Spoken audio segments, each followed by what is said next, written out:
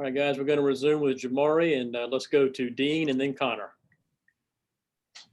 Jamaree, there's been a lot of talk about some mental stuff that y'all been doing in the offseason. How have y'all been working on mental toughness and so forth? Can you give an example of how y'all been doing things as a team or even individually? Thanks. Basically, we're having these deals called skull sessions, and I think we've been doing them for the past 5 or 6 weeks for 3 days out of the week. So we'll have and we'll have them after our lifts, and so basically we'll have a lift. We come in, we split up into 2 groups, for COVID purposes, of course, and then we would talk about just all types of stuff. What's your why? Our team, we set our team DNA in the skull sessions. We talk about goal setting, just all types of different, aspects. And we hit one aspect or one topic a week. And it was pretty good. It's very good for us. And one of my favorite ones is your why, of course. We just always talk about, if you can know a guy's why, you can know your teammates why, you can push them to do things that they never thought they could do. So yeah, it's been something that's made us a completely different team. Hey, Jamaree, do you prefer playing tackle or guard? And how did, that last season where you got 9 starts at left tackle and then moved down to left guard for that last game, how do you think that helped you going into 2021? I have no preference. I like thinking of myself as a Swiss Army knife. I can do anything, whatever the team needs to win. I don't care. I'll go snap. I'll go punt the ball. I don't really care. I just want the team to win. I want us to go out there and be the best teammate that I can be so that we can get the result that we want to get. It was a national championship. And as far as last year, I think I did some great things. Just being able to play left tackle is really fun, actually. I thought I was very nervous about it going into the season, but just being able to be out there, for a full season is my first full season. And I was very excited about it because it's just different. Tackle is something that I played in high school, but like playing tackle in left tackle in the SEC is like, okay, you got to be a grown man. Like you got to play it a certain type of way. And just knowing that being able to lead from that position was a different experience, changed the way I look at football. Let's go to Chip and then Mark. Yeah, Jamaree, on that left tackle, did you open this practice? I don't know if y'all even did any line up in 5 at left tackle. And in an ideal world, would you prefer to play guard and one of those bigger, longer guys that were kind of more recruited for that position come through there better than you? I don't know. Like I said, I don't really care. Whatever coach says, you going out there and play left tackle. We play Clemson. I'm going out there to play. If he says you playing center, I'm playing center. If you say you playing left guard, I'm playing. I'm putting my hand down and I'm playing. So for me, of course, God gave some people 6'8" and 40-inch arms. It wasn't me, but I can play. Don't get me wrong. I can go out there and play with the best of them, and I did for 10, 12 games. So it's up to coach. I'm not the coach. And as far as practice, we rotating. I get left tackle reps. I get guard reps. I get all over because I can play everything. So I have to be ready to play everything. But yeah, it don't matter to me. I just want to play ball, and I want to win. Hey, Jamaree, Amarius Mims came here with a lot of hype, kind of like you, I guess. What's been your impression spending the last couple of months with him, and then today in his first practice? He's a good kid.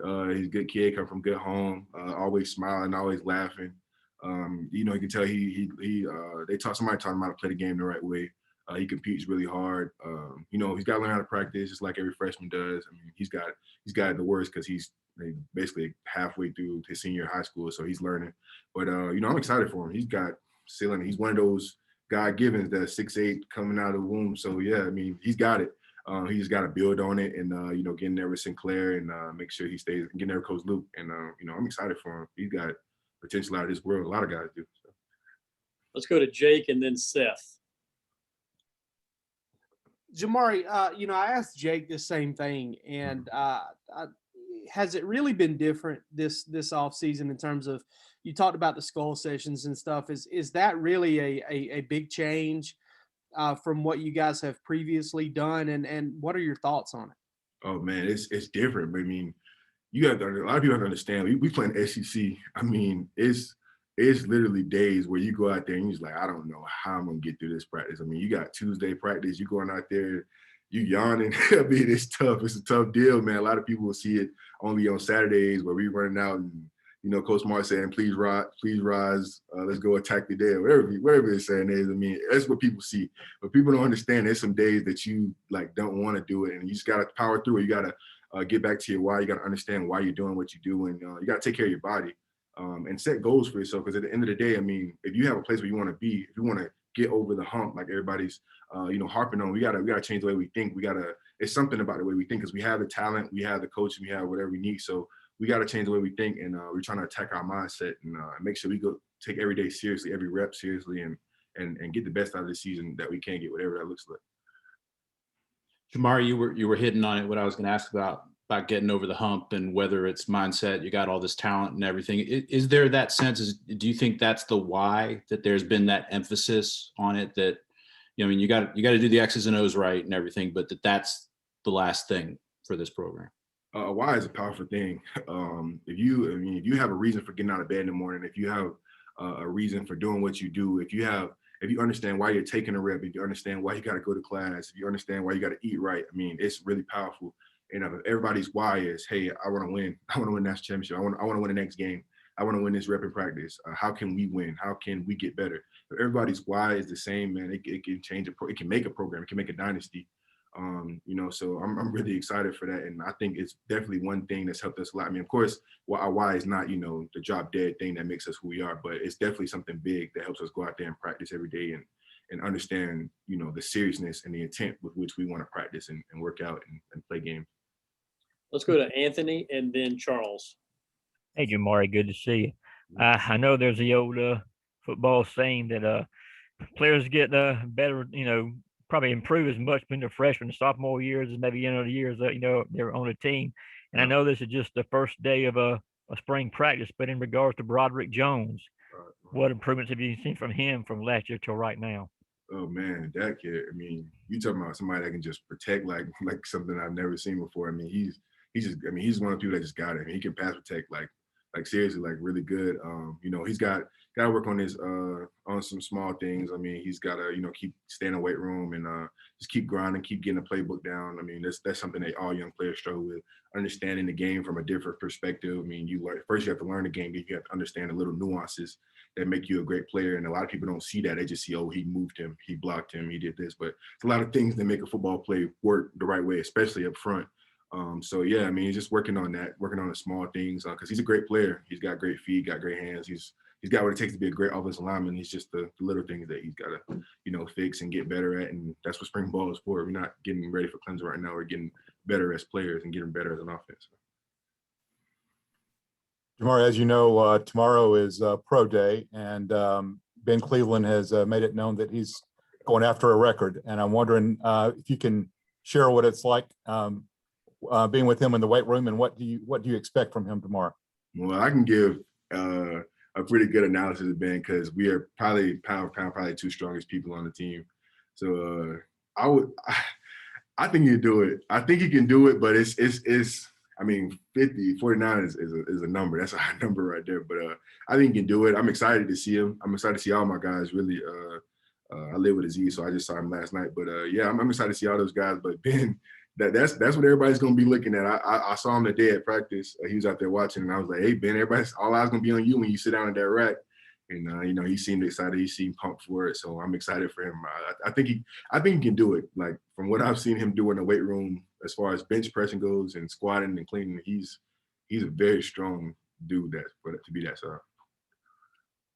Let's go to David and then Jed. Jamaree, with the Clemson game so far off, how much do you get into the who wins the daily battles in spring with the offense and defense? And along those lines, do you feel like you guys may have a little pressure as the favorites this time compared to a year ago with all the receivers and running backs and JT coming back? I would say my response to you would be, we're not competing against Clemson right now. We're competing against ourselves. We're spotting the ball, and I see JD across from me. I see Devontae across from me. I don't see their D-line. So right now we're competing against ourselves. We're understanding what we need to do, how we want to get better, how our offensive line can get better, how the offense can get better. We're not really just sitting here and saying, okay, well, Clemson did this today and we have to do this. Like, they have their way of preparing and we have ours. So I'm really excited for what our offense can be and will be.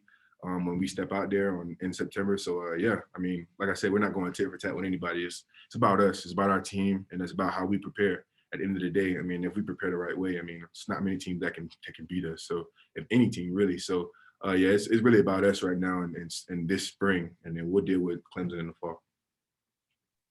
Yeah, Jamaree. Lewis was saying in those skull sessions, you know, you can learn a lot about your teammates, just, you know, where they come from, why they do what they do, all that kind of stuff.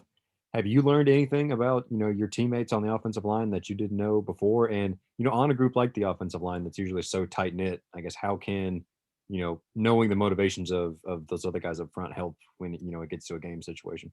Yeah, so you know, we as the offensive line, we kind of did our own skull session, I guess. Like, so you know, during that period we were doing skull sessions, Coach Luke would kind of have a thing where he would, you know, tell the offensive line, okay, well, he'll call it the hot seat. That's what it's called. He'll call it the hot seat, and you know, you'll go up, he'll make you say your whole name. So I pretty much know almost everybody's middle name and their nickname.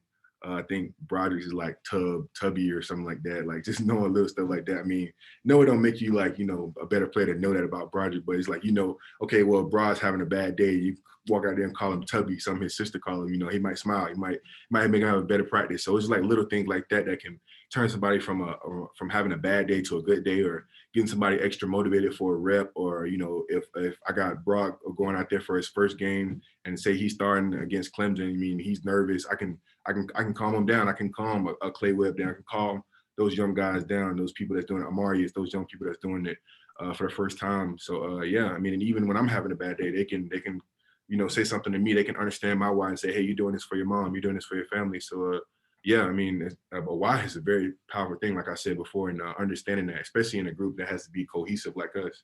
I mean, it'll make us a totally different group. Jamaree, thank you for your time and have a good rest of your evening. Of course.